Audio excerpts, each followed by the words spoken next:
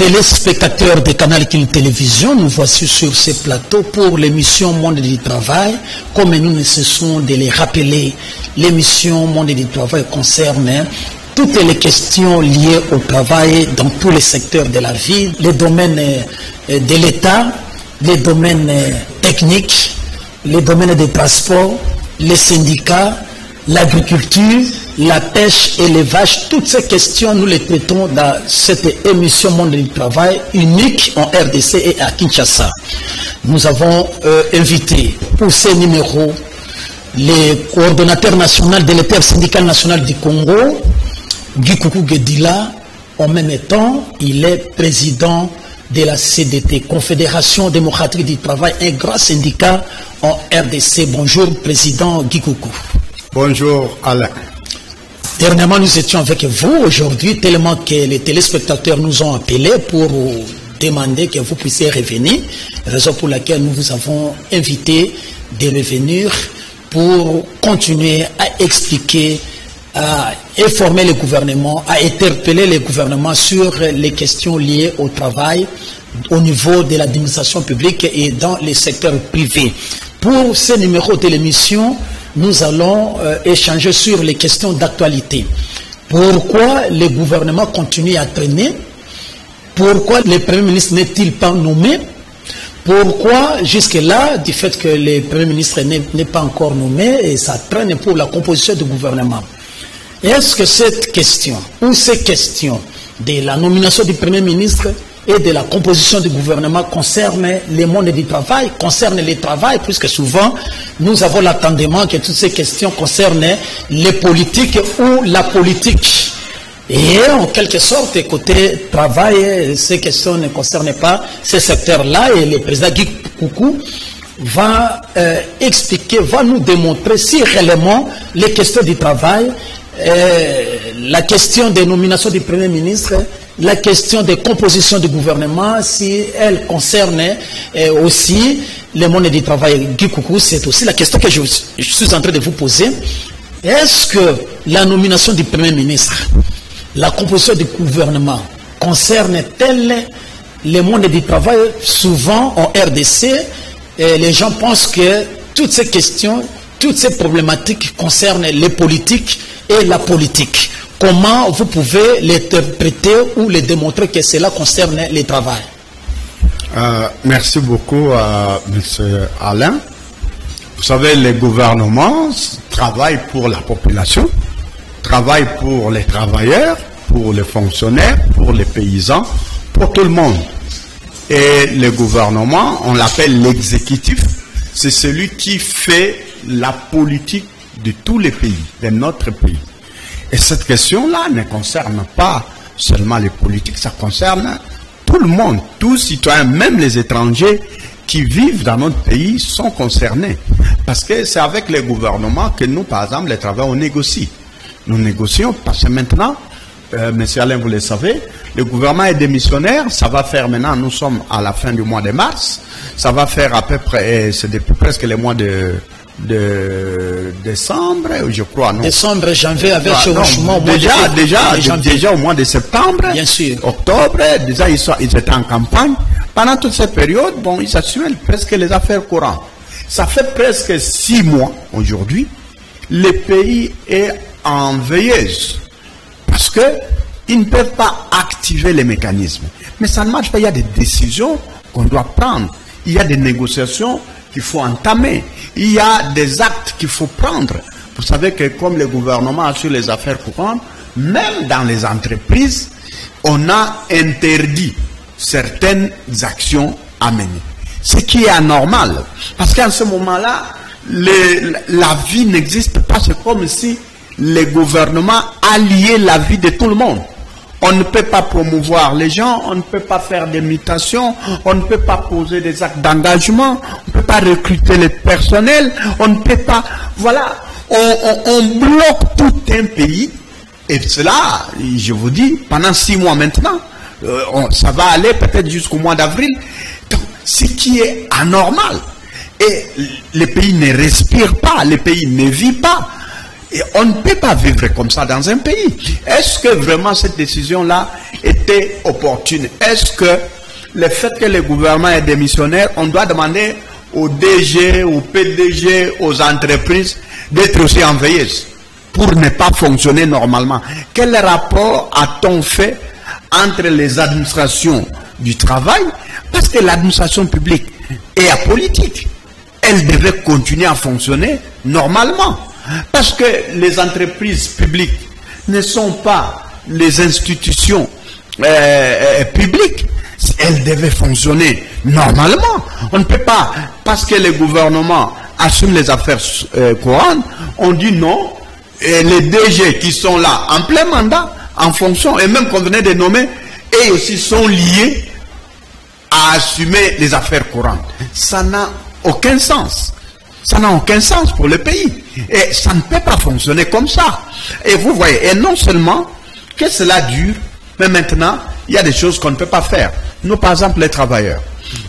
Monsieur Alain, depuis l'année passée, je vous informe, l'inflation est en train de galoper. Les salaires des travailleurs a dévalué. Les loyers sont en dollars. Les prix flamment, augmentent en dollars, en francs congolais. Parce que quelque chose qui coûtait même 12 $, aujourd'hui c'est 15 $, d'autres 17 $, ça augmente. Et en dollars et en francs, on ne comprend absolument plus rien. Mais par contre, le pouvoir d'achat des travailleurs n'est pas protégé. Parce que quand des fonctionnaires qui sont des locataires, on les paye en francs congolais, mais ils doivent payer leur loyer en dollars. Alors, ces déséquilibres-là, le gouvernement devait veiller sur cela, le gouvernement doit prêter attention à cela, il devait avoir une célérité sur les questions sociales. Parce que la vie sociale des travailleurs doit être au centre des politiques, au centre des dirigeants. Parce que c'est ça, nous voulons qu'on ait quand même un gouvernement qui vienne le plus vite possible. Monsieur Alain, en même temps aussi, le mandat du président de la République est compté. Dès son investiture, il est entamé. Il est déjà entamé. Ça fait 3 mois que le chef d'État a passé son mandat sans un gouvernement. Le chef de l'État est en plein mandat maintenant. Il vient de perdre 3 mois. Il n'a pas son gouvernement. Et c'est là la politique. Parce que même pour implémenter une politique, ça prend du temps. Il y a un temps où on commence à implémenter, c'est-à-dire dans des papiers, au bureau, tout ça, et le moment d'aller exécuter, et puis un autre moment d'avoir les effets sur le plan social. Ça prend d'1 année à 2 ans pour qu'on ait les effets d'une politique dès qu'on l'a entamée. Alors, ce n'est pas toujours fait. Mais le mandat déjà court. Donc, on est dans un pays où on prend des choses, on traîne des choses toujours, on prend la lourdeur, on prend donc même des choses qui ne devaient pas attendre, on les fait attendre et nous ne comprenons pas qu'est-ce qui se passe dans la République. Qu'est-ce qui se passe? La République, c'est comme un corps. Il doit vivre. La République n'attend pas les gouvernements. La vie sociale n'attend pas les gouvernements. Les prix dans les magasins n'attendent pas les gouvernements. Les salaires des gens n'attendent pas les gouvernements. Et les gens qui sont sans matricule n'attendent pas les gouvernements. Donc, c'est la vie des gens, c'est la carrière des gens. Donc, le fait que ces choses traînent comme ça, monsieur Alain, il y a un impact très négatif pour la population générale, mais surtout pour les travailleurs. Surtout pour les travailleurs. Même la revendication maintenant, vous allez voir quel ministre. Il y a des sociétés, au moment où je vous parle, monsieur Alain, qui sont dans des grèves, qui sont en grève, mais on va voir le ministre dit non, bon, nous on assume les affaires courantes, on ne peut pas prendre une décision, ou bien non, attendez le gouvernement qui vient. Pendant qu'il y a des citoyens qui pleurent, pendant qu'il y a des conflits qui surgissent. Donc il y a vraiment un réel problème que nous avons dans les pays et il faut que le président de la République accélère le processus de la mise en place du gouvernement parce que 6 mois, c'est déjà trop. C'est vraiment trop. 6 mois, c'est déjà trop. Vous voulez dire, vous l'avez démontré que le fait que le gouvernement tarde à sortir, le fait que le Premier ministre ne l'a pas encore nommé, et cette affaire-là ne concerne pas seulement les politiques ou le monde politique, cela influe ou affecte directement le monde du travail, c'est-à-dire tous les secteurs, comme vous l'avez démontré. Si comme nous sommes dans la méthode systémique, quand il y a, au niveau de la santé, ne fonctionne pas comme il faut, il y a des répercussions dans tous les systèmes, dans son ensemble.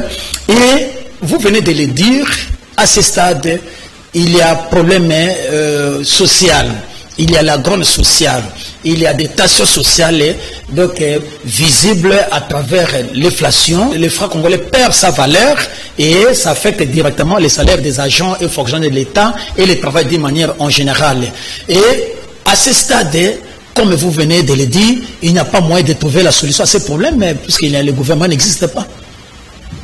C'est comme je vous ai dit, M. Alain. C'est ça le problème. Qu'est-ce que nous devons faire? On dit attendez les gouvernements. Même les ministres là qui sont là en place, ils vous disent non, on est désolé, on ne peut pas, nous on assume les affaires courantes, on ne peut pas prendre une décision. Donc ça signifie quoi? Il faut attendre. Mais on doit attendre pour combien de temps? On doit attendre.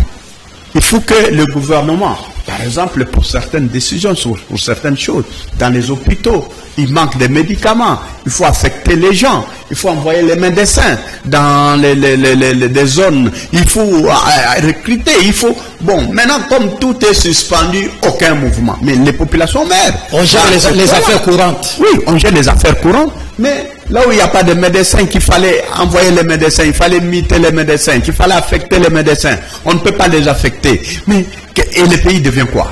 La vie des citoyens devient quoi? C'est très compliqué. Alors, du fait que cette question, nous voulons également en profiter pour parler de la situation qui prévaut actuellement à la DGI. Et vous avez dit, ça ne marche pas avec la situation sociale au niveau des agents et travailleurs de l'État. Dernièrement, il y a des tensions au niveau des régies financières dont la DGI, ça ne marche pas. Et vous êtes les syndicats majoritaires, puisque la CDT, c'est la CDT qui a remporté les élections, la CDT qui pilote la délégation syndicale à la DGI. La situation ne fait que se dégringoler. Comment peut-on trouver la solution en ce moment pour sauver la situation? Oui, ça fait plus d'une année presque qu'il y a une tension au niveau de la DGI, entre la DGI et le ministre des Finances. Vous le savez. Monsieur Alain, je vous apprends que au jour d'aujourd'hui, les travailleurs de la DGI ont des arriérés de 3 mois. On venait de leur payer les mois de décembre il y a 2 ou 3 jours. Donc, je pense que ce n'est pas cette semaine, mais c'était le week-end dernier, le mois de décembre. C'est-à-dire le mois de janvier, le mois de février, nous sommes déjà mars, déjà n'est pas toujours payé. Or, les recettes ont déjà été encaissées. Le tout a été déjà livré. Mais les ministres des Finances ne libèrent pas cet argent. Et pour libérer cet argent, chaque fois c'est devenu maintenant chronique, c'est devenu une habitude. Il faut que les gens s'agitent, il faut que les gens grèvent, il faut que les gens, pour qu'on libère ce qui est l'argent qui était normalement libérable à la fin de chaque mois. Parce que dès lors que les travailleurs de la DGI, les agents ont mobilisé de l'argent, le pourcentage à rétrocéder est connu, c'est automatique. Et dans les gouvernements précédents, les ministres des Finances précédents, celui qui est en place actuellement, dès qu'on arrivait, ça ne posait pas de problème. Au contraire, c'était donc presque, chaque fois c'était régulièrement qu'on était fait. Mais depuis l'actuel ministre des Finances, Nicolas Kazadi, c'est devenu un conflit en permanence. Un conflit en permanence. Donc, chaque mois, il faut faire des bruits pour qu'on puisse payer, libérer. Et même libérer en retard. Et même quand il y a la plus-value qu'on devait payer, 6%, on devait payer 6%, lui paye toujours 5%, les 1%, il a toujours gardé, on ne sait pas, cet argent va où est-ce qu'il l'amène, et pour quelles raisons. Et pourtant, il y a eu déjà un document qui a été signé. Il y a des accords déjà signés. Libérer 6% à ceux qui mobilisaient les recettes au niveau des régies financières. C'est ça, je dis. Donc, vous voyez qu'il y a déjà un problème au niveau de la DGI, et ce qui est bizarre, c'est que le ministre des Finances veut chaque fois faire les combats, la guerre, avec ceux qui doivent mobiliser son programme. Vous voyez, parce que les assignations, c'est le ministère des Finances qui fait. C'est comme quelqu'un qui va à la chasse avec son chien. Chaque fois qu'il veut entrer dans la forêt pour aller chasser, il doit fouetter ce chien-là. Chaque jour, il le fouette. Avant d'entrer, il le fouette.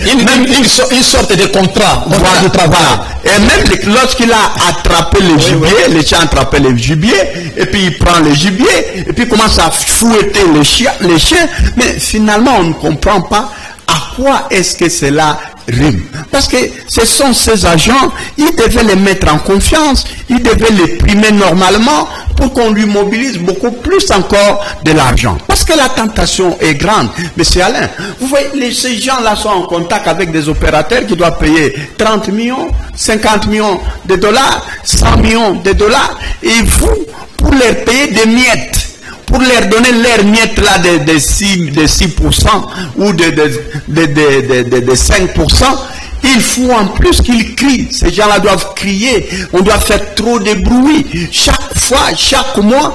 Mais c'est invivable. On n'a jamais vu ça. Parce que je ne peux pas comprendre. Je parle d'une année. On est dans cette tension-là. Tantôt il signe un arrêté pour annuler les avantages qu'on a donnés à ces agents-là. Et quand il ne peut pas appliquer cet arrêté, il gèle les paiements de tout ce qu'on devait payer à ces gens. Et c'est là chaque mois. Donc c'est quand même grave.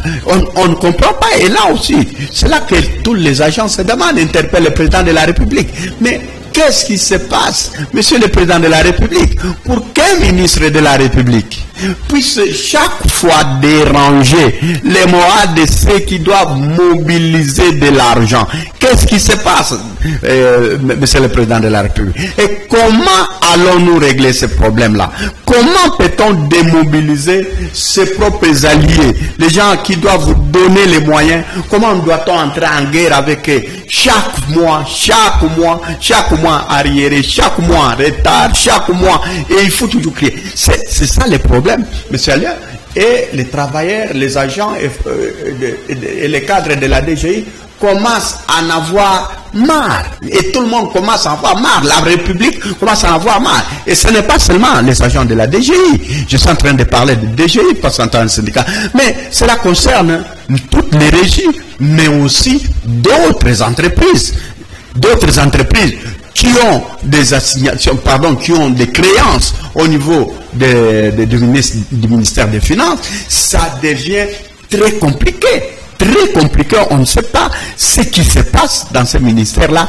Qu'est-ce qui s'est passé pour que maintenant ça devienne que presque c'est le ministère qui a des conflits avec presque tous les secteurs et tout le donc ministère de la santé, ministère de ceci, ministère de tout le monde est en conflit avec le ministre des Finances. Oui, mais comme tout le monde vous êtes en train de le décrier et les autres continuent à le faire également, alors comment pouvez-vous qualifier ou considérer de manière de travailler du ministre des Finances Nicolas Kazadi? Il n'est pas coopératif avec les agents, il ne sait pas négocier avec les agents ou avec les syndicats. Comment pouvez-vous qualifier cette manière d'agir pendant que nous voyons d'autres ministres? Jean-Pierre Lefaou devient exemplaire, il est applaudi par les syndicalistes, il est applaudi par les agents et fonctionnaires de l'État. Comme seulement au niveau des ministères des Finances, là ça ne marche pas. Comment qualifiez-vous cette manière de travailler du ministre Nicolas Kazadi? Est-ce qu'il n'est pas coopératif? Il ne manage pas bien? Bon, je ne voudrais pas tomber dans ce piège-là de les qualifier. Je ne voudrais pas qualifier. Mais seulement, ces actes parlent d'eux-mêmes. Les actes qu'ils posent parlent d'eux-mêmes pour exprimer ce qu'il est. Parce que, n'oubliez pas, M. Alain, l'homme écrit ce qu'il est par ses actes. L'homme raconte ce qu'il est par ses actes. L'homme dit ce qu'il est par ses actes. Vous n'avez pas besoin de savoir qui je suis, M. Alain. Pour savoir ce que je suis, il suffit de m'observer, de voir mon environnement, comment je vis avec les gens, comment je m'explique avec les gens, comment je cause avec les gens, comment je me chamaille avec les gens, comment je m'entends avec les gens. Cela est suffisant pour que vous, M. Alain, vous disiez qui je suis. C'est ça. Donc, et le constat, il est là. Le constat, il est là. Tout le monde est unanime. Dans la République, tout le monde est unanime. C'est vrai, le ministère des Finances a beaucoup d'engagements honorés à la fois. C'est vrai, mais ce n'est pas le premier ministre des Finances de la République qu'on a eu. Il y a eu des ministres des Finances dans ce pays-ci. On les a vus, on a travaillé avec eux, on a vu des difficultés, mais on a vu aussi comment ils agissaient, comment on avançait. Mais ici, c'est inqualifiable. Peut-être le pays a beaucoup de problèmes, à l'est du pays, il y a la guerre, peut-être cet argent est orienté non, mais Alain, pour la gestion de la guerre. La guerre n'a pas commencé avec les ministres des Finances actuels. Hein? La guerre a commencé il y a plus de 25 ans. Hein? Monsieur le ministre des Finances actuel, je pense qu'il n'a pas encore même 5 ans. Il n'a pas encore même... Peut-être 3 ans. Il n'a même pas encore 5 ans. Mais la guerre que nous avons, ça fait plus de 25 ans. Et on a vécu. Et le pays aussi a vécu. Voilà. C'est ça la vérité. En tout cas, cela vous concerne en tant que syndicaliste. Et la situation de la DGI, pas seulement la DGI, il y a la DGRAD, il y a la DGDA, parce que donc toutes les régies financières déplorent ces cas. Les agents disent que le ministre des Finances n'est pas coopératif. Et comme vous venez de le dire, pour avoir l'argent pour se faire payer ou payer les agents de ces régies, il faut une certaine pression. Il faut que les syndicalistes et les syndicats se mettent debout pour exercer une forte pression. Président, nous voulons également parler, puisque c'est une question importante, de la nomination du Premier ministre et la composition du gouvernement. Et ça traîne, mais cela n'empêche que nous puissions savoir au niveau du monde du travail, au niveau des agents fonctionnaires de l'État et du travail d'une manière générale, quel profil ou quelles seraient les qualités ou les profils des gens qui seront nommés en commençant par le Premier ministre. Le Premier ministre peut avoir quelle qualité, peut avoir quel profil, et cette question va descendre également au niveau des ministres. Nous pouvons voir quel genre de ministres au niveau du gouvernement, au niveau de la République, pour aider les chefs de l'État à réaliser avec succès les 5 ans que nous avons amorcés en ces jours. Oui, monsieur Alain, le gouvernement, c'est comme une équipe de football. Pour qu'une équipe puisse délivrer et jouer les matchs, avoir la victoire, c'est la sélection qui compte. Et le sélectionneur de l'équipe gouvernementale, c'est le président de la République. Donc la réussite du chef de l'État dépend de la sélection qu'il va faire du ministre. Ça, c'est très important. La sélection que le président de la République va faire pour les membres du gouvernement va déterminer son choix, va déterminer son échec ou sa réussite. Parce que s'il fait une sélection qui n'est pas objective, qui n'est pas liée sur des objectifs à atteindre, parce que nous connaissons les microcosmes politiques de la RDC, c'est presque les mêmes personnes qui reviennent, depuis le peuple colonial, c'est devenu comme un royaume, les mêmes figures. C'est devenu comme un royaume, c'est devenu comme un empire, c'est devenu... Non, je pense que même sur le plan psychologique, il faut sélectionner de nouveaux joueurs. Il faut que les chefs de l'État aussi aient son choix par rapport à ses objectifs. Même si les gens ont gagné, les élections sont au Parlement, mais en tout cas les choix des personnes, je ne voudrais pas dire comme disait le vieux Kizenga, Yann Divé. Vous vous souvenez de Bien sûr. Yann Divé. Oui, ça dit pas celui-là. On dit non, donne-nous une personne, mais pas celui-là. Voilà. Parce qu'il y a d'autres, il y a des gens dont la réputation n'est pas bonne. Dès qu'on voit la personne comme ça, Alain, dès qu'on dit oh, la société est frustrée. La société frustrée, c'est fini, donc il n'y aura rien de bon. Dès qu'on les a entendus, dès qu'on a vu, on dit non, il n'y aura rien de bon. Dès qu'on les voit. Donc, il faut que les chefs de l'État sachent que le peuple en a marre. Le peuple en a marre de voir toujours les mêmes personnes, les mêmes détournements, les mêmes situations. Il faut nommer quand même des gens qui viennent changer les visages politiques, les gens qui viennent changer la philosophie de la gouvernance. Il ne faut pas qu'il y ait les mêmes personnes qui pensent qu'ils ont toujours les monopoles. Il y a des gens qui ont vraiment mis dans l'air mental qu'ils ont les monopoles de la politique congolaise. Non, ça ne doit pas être comme ça. Nous voyons même dans tous les pays du monde, nous voyons en France, nous suivons les équipes. Chaque équipe qui vient, chaque président qui vient, renouvelle les équipes politiques, renouvelle les visages politiques. Ça donne, c'est le dynamisme, c'est ça. Parce que le changement ne doit pas être, quand on dit changement de régime, on n'a pas dit seulement que le changement de fatigue, mais le changement de régime vient avec le changement des acteurs.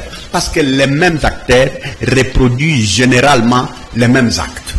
Les mêmes causes, comme on dit, produisent les mêmes effets. Les mêmes acteurs régénèrent presque les mêmes comportements. Il faut que si le chef de l'État veut réussir avec ses gouvernements, il sait très bien que le peuple est devenu très sceptique.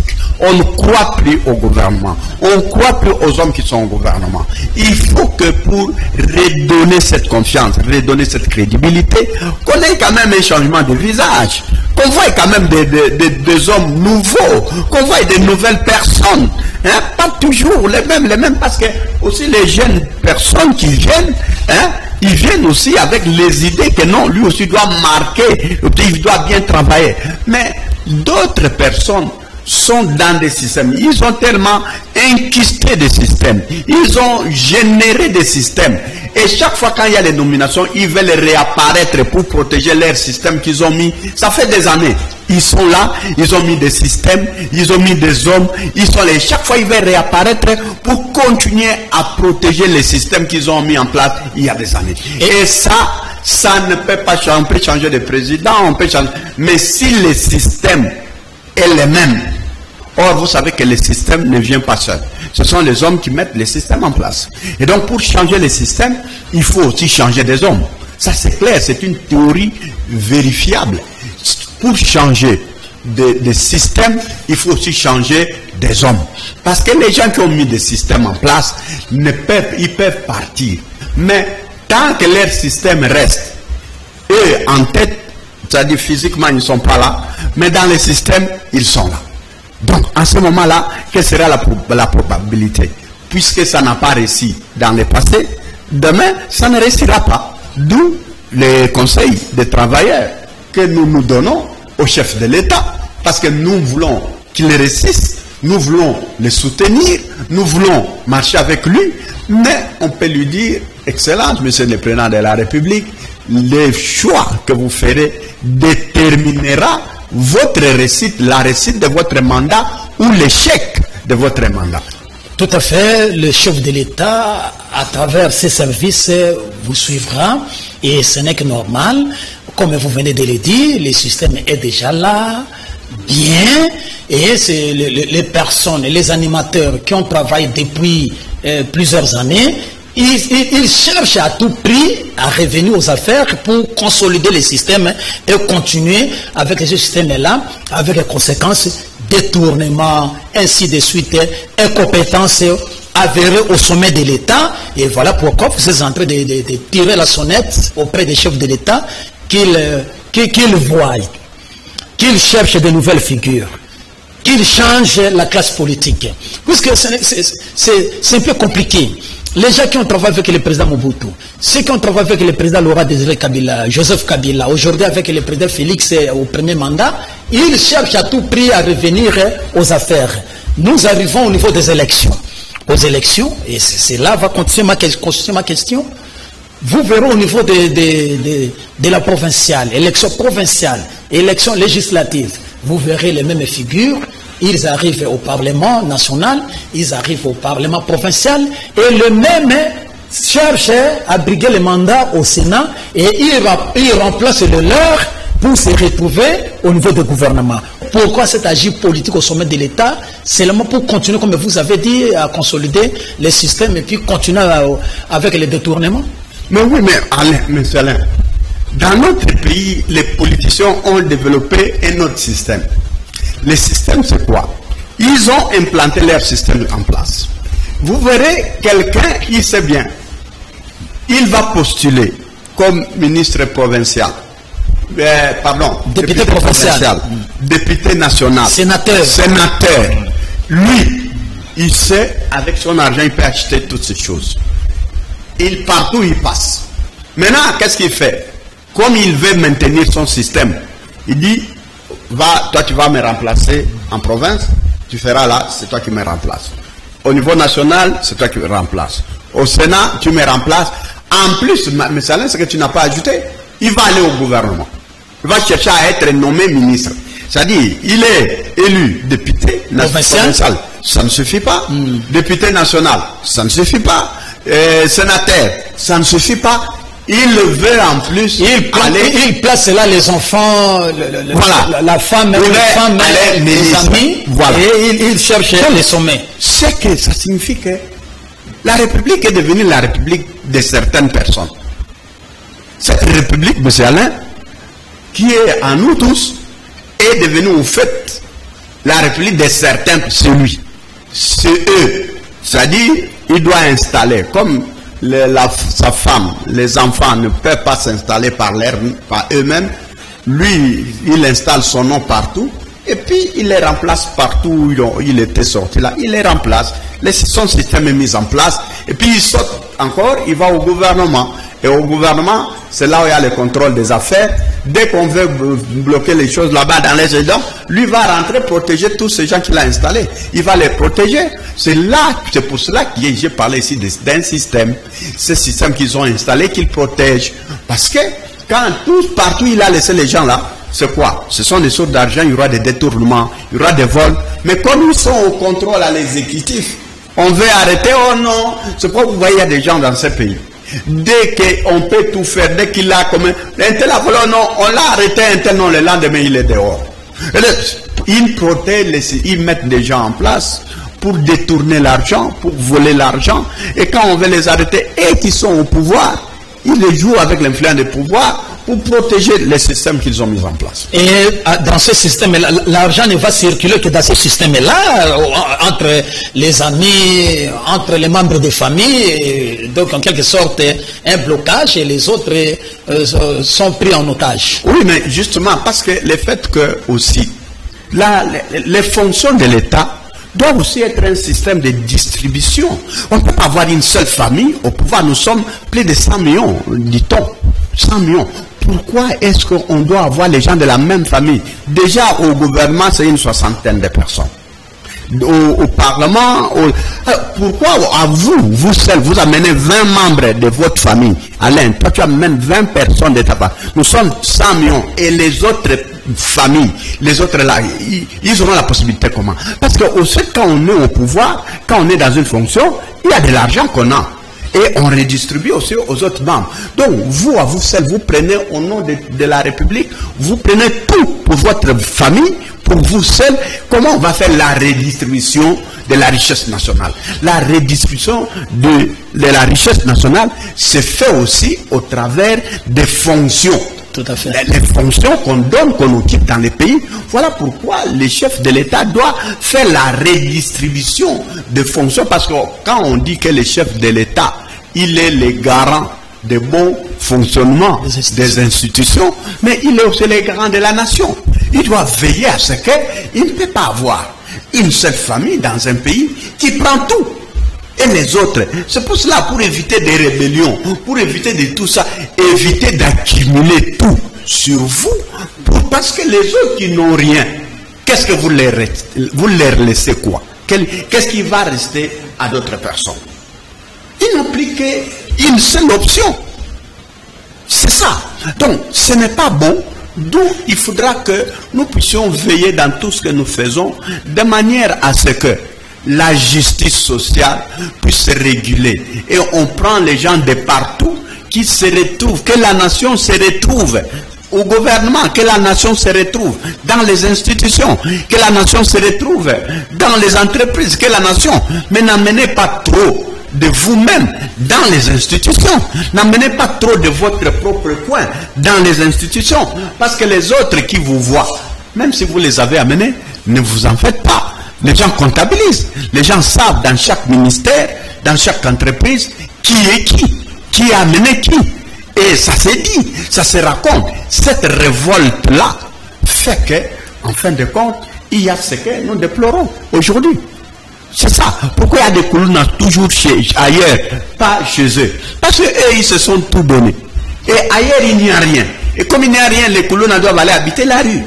Et qui ont tout, ils doivent habiter dans des maisons. Ils paient, ils doivent habiter. Alors, est-ce que vraiment les rôles, nous sommes venus comme ça dans le monde? Non, nous sommes venus dans le monde pour quand même assurer une certaine justice sociale, redistribuer la richesse nationale, que tout le monde se retrouve dans les institutions, que tout le monde se retrouve dans les richesses nationales, que tout le monde se retrouve dans les fonctions qui sont les fonctions de l'État. On ne peut pas avoir les gens qui ont les monopoles, celui qui nomme des gens, il envoie ces gens, depuis 20 ans, depuis 10 ans, il n'y a que ces gens. Et les gens des autres arriveront quand? Tout à fait. Président Gikoukou Guédila, le chef de l'État a attendu votre message, votre... je l'espère alors. Il a attendu, même par des services interposés, à travers les personnes interposées, ce message arrivera. Vous réclamez qu'il y ait la répartition équitable des richesses nationales, des biens de l'État. Il faut que ces derniers soient redistribués à tout le monde. C'est bien. Alors, je m'avais posé la question, où sommes-nous arrivés à la question des SMIC, puisque les SMIC, c'est vous qui l'avez signé en 2017 ou 2016 ou 2017, si j'ai bonne mémoire. Oui. Nous sommes arrivés à quel niveau? Puisqu'à un certain niveau, à un certain moment, vous avez évoqué des tractations, il y a ces patronats qui s'entêtent, ils ne veulent pas écouter l'État, et pendant que c'est l'État, le gouvernement qui gère le pays. Et eux ne veulent pas obtempérer face aux mesures prises par le gouvernement de la République. Oui, bon, vous savez, nous sommes dans une société. L'État doit assumer ses responsabilités. Les SMIC contribuent à ce que j'ai dit tout à l'heure, la redistribution de la richesse nationale. Dans un pays, parce que les chefs de l'État ne peuvent pas donner l'argent à tout le monde. Les ministres ne peuvent pas donner l'argent à tout le monde. La meilleure façon de donner l'argent à tout le monde, c'est de fixer un bon salaire à tout le monde. Pour que quiconque, dans son coin, dans son village, dans son entreprise, a un travail, il se retrouve dans ce travail-là, dans ce salaire-là. C'est ça. La redistribution de la richesse nationale se fait de plusieurs façons. Lorsqu'on fixe un SMIC, un bon SMIC, on paye quelqu'un. Parce que la logique de SMIC, c'est quoi? SMIC signifie salaire minimum interprofessionnel garanti. Ça dit qu'un salaire qui est garanti, ça signifie quoi, monsieur Alain? Un salaire qui est garanti, ça dit, ça te garantit de vivre, ça te garantit de payer ta maison, ça te garantit d'acheter un repas, manger, ça te garantit d'élever tes enfants, de les envoyer à l'école, ça te garantit. C'est ça qu'on appelle un minimum garanti. C'est-à-dire, on a fait les calculs, on dit que pour M. Alain, pour qu'une personne vive, dans une famille, l'homme et la femme, avec 2 ou 4 enfants, s'ils sont 6, si on peut ainsi prendre, c'est les salaires qu'il faut pour payer ces gens-là, je dis n'importe quoi, c'est par exemple $1000. Ça, c'est un salaire garanti. On sait que si on paye à tout le monde ça, il peut payer sa maison, il peut louer une maison, disais-je, il peut envoyer son enfant à l'école, il peut payer son transport chaque jour pour aller au travail. Mais c'est Alain, qu'est-ce que vous ne voyez pas aujourd'hui? Aujourd'hui, la vie est devenue intenable à Kinshasa. D'abord, il n'y a pas de transport public, il n'y a pas de bus de l'État, il n'y a pas de train, il n'y a rien. Mais la surenchère est arrivée, même les motos. Vous savez que les motos, tu sais qu'on paye même 5 000 dans les motos. Là, il n'y a, 3 000 dans les motos. même pas la réglementation en termes de prix. Il n'y a pas de... Alors, maintenant, l'État fixe des prix comme ça par hasard. On dit non, on paye à un travailleur des courses. Et la course, c'est $1000 ou 2000. Alors qu'on sait que dans la ville, il ne peut pas payer cela. Et ces gens-là n'ont que ça pour vivre. Et ils ne sont pas des politiciens, ils n'ont pas de salaire, ils n'ont pas de primes, ils n'ont pas de sous-table, ils ne savent pas de tourner, ils n'ont pas... Dans tout cela, à qui la responsabilité? Mais c'est la responsabilité de l'État, monsieur, quand on dit garantie, qui garantit tout au peuple? C'est l'État. Il n'y a pas, c'est pourquoi tu vois dans la Constitution, on a dit ceci, il n'y a qu'un seul garant dans notre pays ici, en RDC, il n'y a pas de garant. Un seul garant, celui qui doit nous garantir la sécurité, la vie, la bonne vie, un seul. Et on lui a donné tous les pouvoirs. L'État. Tous les pouvoirs a été donné à l'État seul. La notion du pouvoir. Voilà, à l'État seul. Quand je vois comment observe, la notion du pouvoir. Il peut confisquer à quelqu'un, il peut contraindre quelqu'un, il peut arrêter quelqu'un, il peut infliger une punition à quelqu'un, il peut déloger quelqu'un, tout le pouvoir a été donné. Maintenant, quand le SMIC n'est pas respecté, n'est pas fait, d'abord, il n'est pas fait. Le SMIC, voilà l'injustice sociale. Le SMIC est fixé en francs congolais. Les francs congolais, quand on l'avait fixé à l'époque, c'était à 17,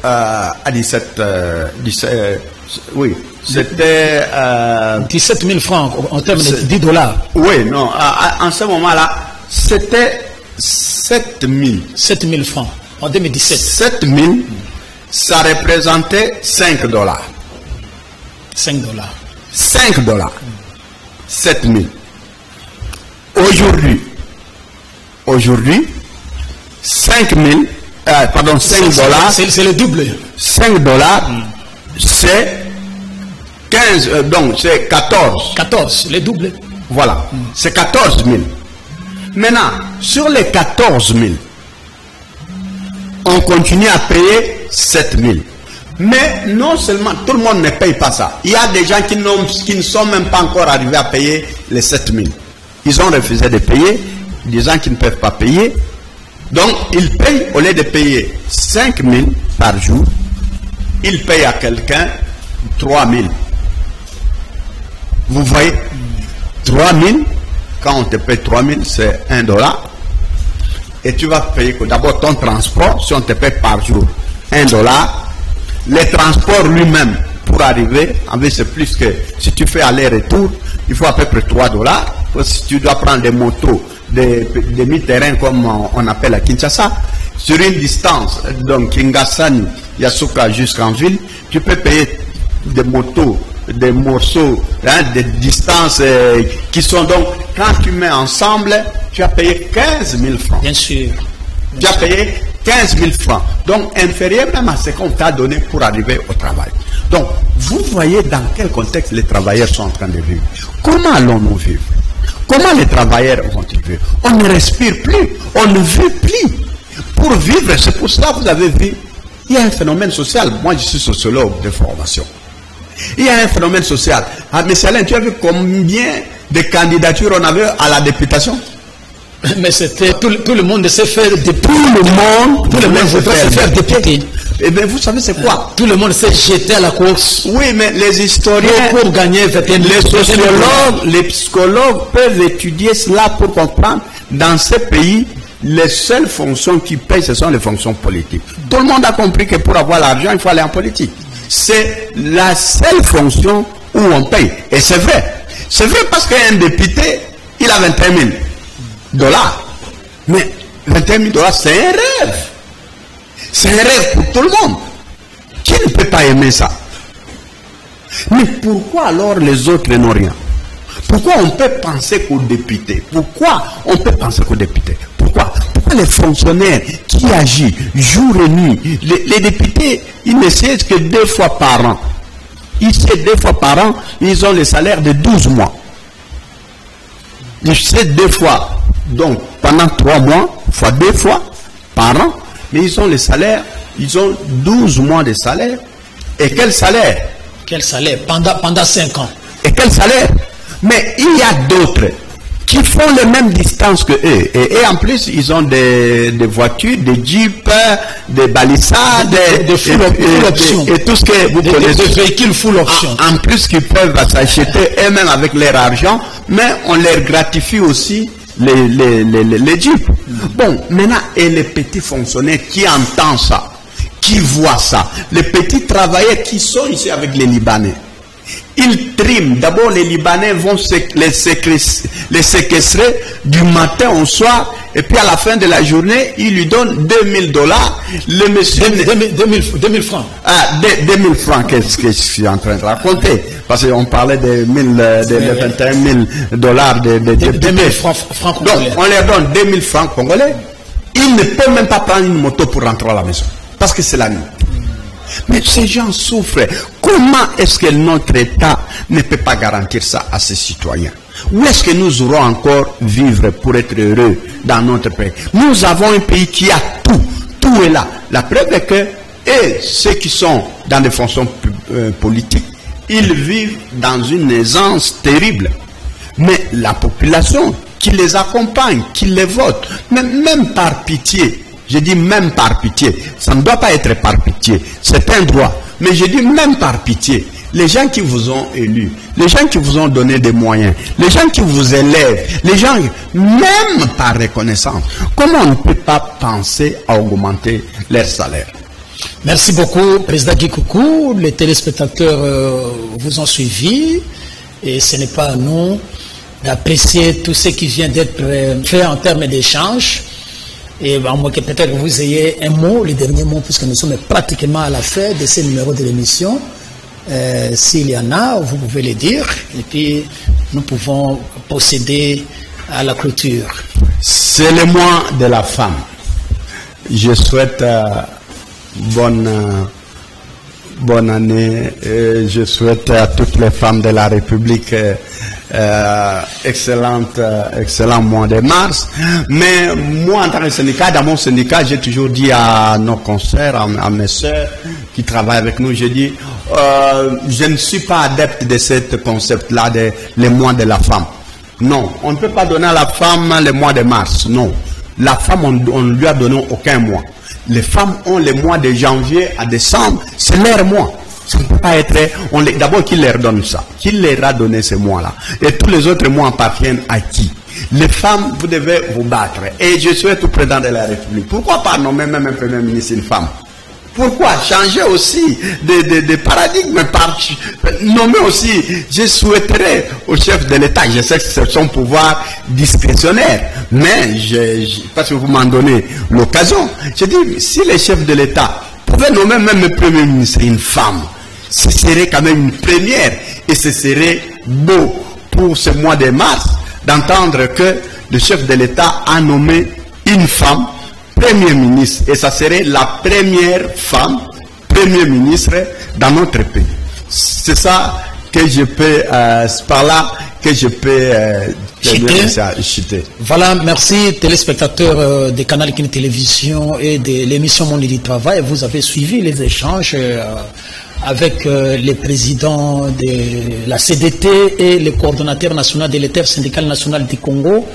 Il a expliqué, nous allons continuer à l'inviter ici puisqu'il maîtrise les questions sociales, il maîtrise les questions du travail, et ce n'est pas à nous d'apprécier tout ce qui a été dit, c'est à vous téléspectateurs de nous apprécier. Et si vous vous sentez touché ou lésé quelque part, les portes de Canal King Télévision sont ouvertes et l'émission Monde du Travail va vous recevoir pour exprimer ce dont vous avez en termes de tous les échanges qui ont été déployés ici. Merci, à la prochaine.